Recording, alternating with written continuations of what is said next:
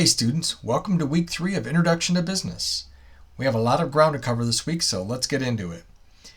This week our learning objectives include defining what management is, describing the 4 basic management functions of planning, organizing, leading, and controlling, identifying the key management skills that successful managers have and possess. We're going to look at explaining the different types of leadership. Lots of literature out there about leadership styles and who does what really good and are leaders born or leaders made, that whole discussion. Then we're going to look at understanding what an organization is. We're going to look at understanding what span of management is. That's going to be out of chapter 7. Then we're also going to look at describing the 4 basic forms of organizational structure. Now sometimes it's hard to describe what something is, especially if what you're trying to describe is not something you can hang on to. It's like an abstract. It's intangible. You can't grasp it, or physically grasp it, I should say. You know, the concept of management, leadership, and organization are things you cannot grasp. They are abstract. You can't touch them or handle them. And they're often difficult to describe. It makes them hard to describe sometimes. Or they are described in many different ways. And that's why when you look up things like leadership and you Google the term leadership, all different definitions will pop up. Well, management, leadership, and organization are 3 pivotal topics that we're covering this week. Let's start with talking about management for a moment. From the text, management is the process of coordinating people and other resources to achieve an organization's goals.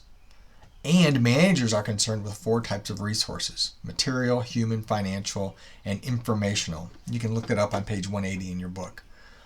And management has 4 basic functions that it does to accomplish those goals. They plan, they organize, they lead, they control. So management is a process of planning, organizing, leading, and controlling. That's what managers do. What about leaders? According to our text, managers' effectiveness often depends on their styles of leadership.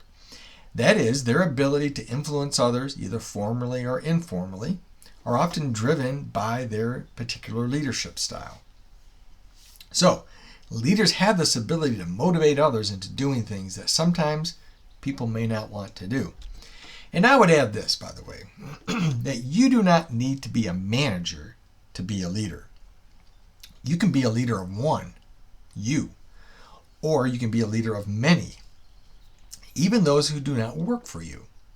You know, some of our greatest leaders in America had very few people working for them, but influenced thousands. I think of pastors, community leaders, and people working on social issues. Few people work for them, but they influence many. But listen, if you're a manager, you really need to be a leader. So I'm sure we all know those managers who could not even lead themselves, let alone those under them. Okay, we've talked about management and leaders. Now let's talk about organizations. Much like management and leaders, you can't really touch organizations. According to our text in the course book, in the course textbook, an organization is a group of 2 or more people working together to achieve a common set of goals.